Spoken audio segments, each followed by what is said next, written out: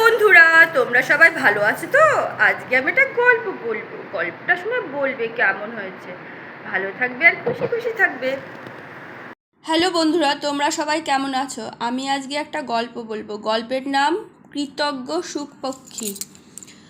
পূর্বকালে এক ব্যাধ ছিল, সে ভয়ানক বিষ মাখানো বাণ মারিয়া বনের জন্তুদিগকে বধ করিত।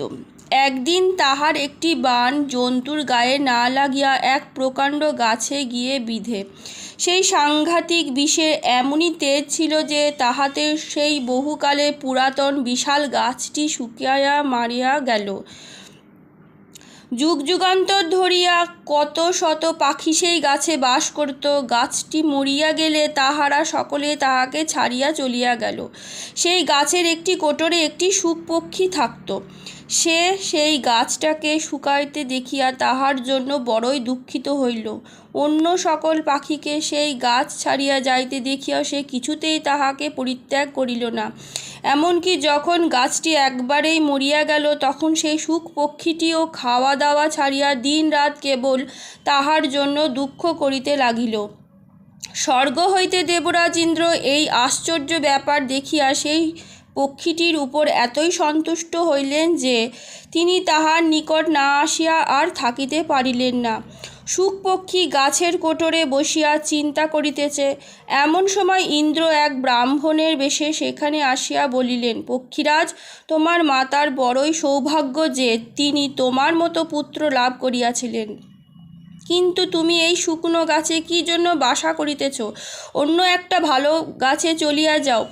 সুখ বড়ই বুদ্ধিমান ছিল, সে দেবরাজকে দেখিবা মাত্র চিনিয়া ফেলিল। সুতরাং সে তাহাকে ভক্তিভরে প্রণাম করিয়া বলিল, দেবরাজ, আপনার আদেশ অমান্য করিবার সাধ্য আমার নাই, কিন্তু এই গাছটিতে জন্মবধি বাস করিয়া আমি এত বড় হইয়াছি। বৃক্ষরাজ পিতার ন্যায় আমাকে আশ্রয় দিয়া কত বিপদ হইতে রক্ষা করিয়াছেন, তাহার সংখ্যা নেই। তাই এখন ইহার দুঃখের অবস্থায় ইহাকে পরিত্যাগ করিয়া যাইতে আমার কিছুতেই ইচ্ছা হইতেছে না। এমন কাজ করা কি আপনি উচিত মনে করেন? এই কথায় ইন্দ্র অতি তুষ্ট হইয়া বলিলেন, হে সুখ, আমি তোমার কথায় বড়ই আনন্দিত হইয়াছি। তুমি বর প্রার্থনা করো। সুখ বলিলেন, দেবরাজ, যদি তুষ্ট হইয়া থাকেন তবে এই বর দিন যে আমার আশ্রয়দাতা এই গাছটি এখনই বাঁচিয়া ওঠে, পুনরায় ফুলে ফলে শোভা পাক। তখন ইন্দ্র আহ্লাদিত সহিত তথাস্তু বলিয়া সেই গাছে অমৃত ছড়াইয়া দিল। তাহা তৎক্ষণাৎ বাঁচিয়া উঠিয়া পূর্বের ন্যায় বনে শোভাবর্ধন করিতে লাগিল। আজকের মতন গল্প এইটুকুনি। কেমন লাগলো জানাবে। ভালো থাকবে, খুশি থাকবে আর আনন্দে থাকবে।